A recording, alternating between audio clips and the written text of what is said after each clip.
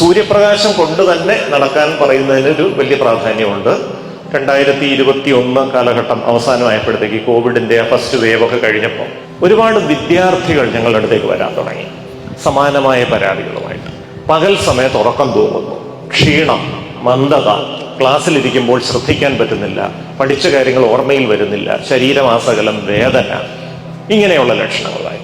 നമ്മൾ 600 കുട്ടികളെ, high school, higher secondary, college വിദ്യാർത്ഥികളെ 600 കുട്ടികളെ നമ്മൾ പരിശോധിച്ചപ്പോൾ അതിൽ 86% പേർക്കും വൈറ്റമിൻ ഡിയുടെ അളവ് 10-ൽ താഴെയായിരുന്നു, സിംഗിൾ ഡിജിറ്റായിരുന്നു.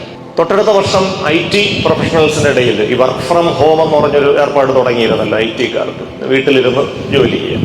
അവരിൽ ഇതേപോലെ ഒരു പഠനം നടത്തിയപ്പോൾ 91% പേർക്കും വൈറ്റമിൻ ഡി 10-ൽ താഴെയായിരുന്നു. ഇവർക്കെല്ലാം ഈ പറഞ്ഞ ലക്ഷണം. അപ്പോൾ വൈറ്റമിൻ ഡിയുടെ സപ്ലിമെന്റ് കൊടുത്തപ്പോഴത്തേക്ക് അതെല്ലാം മാറ്റം വരികയാണ്. ഒരുപാട് കാലം കഴിഞ്ഞ് 2023 ആയപ്പോഴാണ് ഈ കോവിഡും വൈറ്റമിൻ ഡിയുമായിട്ടുള്ള ബന്ധത്തെക്കുറിച്ചുള്ള ചില ഗവേഷണ പ്രബന്ധങ്ങളൊക്കെ പുറത്തു വന്നത്. ഈ കോവിഡ് വൈറസ് ശരീരത്തിൽ കടന്നാൽ അത് ശ്വാസകോശത്തിനേക്കുള്ളിലേക്ക് പ്രവേശിക്കുന്നത് ഈ ശ്വാസകോശത്തിലൊരു ACE റിസപ്റ്റർ എന്നൊരു സാധനമുണ്ട്. അതുമായിട്ട് ബന്ധം സ്ഥാപിച്ചാണ് അത് ശ്വാസകോശത്തിനകത്ത് കയറി ന്യൂമോണിയ ഉണ്ടാക്കുന്നത്. നമ്മുടെ രക്തത്തിലെ വൈറ്റമിൻ ഡിയുടെ അളവ് ഒരു 60 എങ്കിലും ഉണ്ടെങ്കിൽ, 30 തൊട്ട് 70 വരെയാണ് അതിന്റെ നോർമൽ ലെവല്, 60 ഉണ്ട്, 60 മുകളിലും ഉണ്ടെങ്കിൽ ഈ വൈറ്റമിൻ ഡി തന്മാത്രകൾ നേരത്തെ തന്നെ ചെന്ന് ശ്വാസകോശത്തിലെ ACE റിസപ്റ്ററുമായി ബന്ധം സ്ഥാപിക്കും. അങ്ങനെ അത് ബ്ലോക്ക് ചെയ്ത് വെക്കും.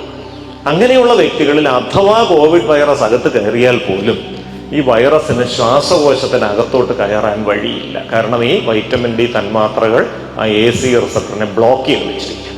അപ്പോൾ കോവിഡ് പിടിപെട്ടാൽ തന്നെ കുറച്ച് മൂക്കൊലിപ്പും തൊണ്ടവേദനയൊക്കെ ആയിട്ട് 2 ദിവസം കഴിഞ്ഞ് അത് അതിൻ്റെ വഴിക്ക് അങ്ങ് പൊയ്ക്കോളും. അത് ന്യൂമോണിയ ഉണ്ടാക്കുകയോ മരണകാരണമാവുകയോ ചെയ്യില്ല.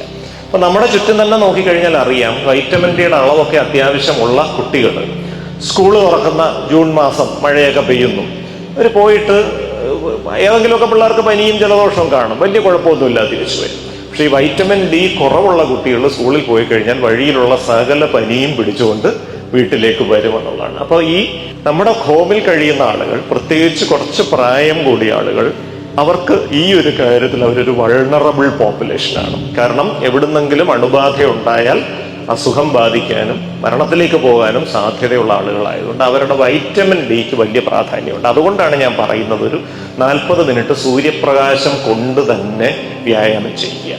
ഈ സൂര്യപ്രകാശം കൊള്ളുമ്പോൾ ഒരു കുഴപ്പമുണ്ട്, ഈ ഇതുപോലെ ഫുൾ സ്ലീവ് ഷർട്ടും പാൻറ്റും തൊപ്പിയും കണ്ണാടിയൊക്കെ വെച്ചുകൊണ്ട് ചെയ്തിട്ട് കാര്യമില്ല. ശരീരത്തിന്റെ ഏതെങ്കിലും ഭാഗങ്ങളിലേക്ക് വെയിലൊന്ന് കൊള്ളണം. കാരണം സൂര്യപ്രകാശത്തിലെ അൾട്രാവയലറ്റ് ഡി കിരണങ്ങൾ നമ്മുടെ ത്വക്കിലുള്ള കൊളസ്ട്രോൾ ഘടകങ്ങളുടെ മേൽ പ്രവർത്തിച്ചാണ് ഇതിനെ കോളികാൽസിഫറോൾ എന്ന വൈറ്റമിൻ ഡി ആക്കുന്നത്.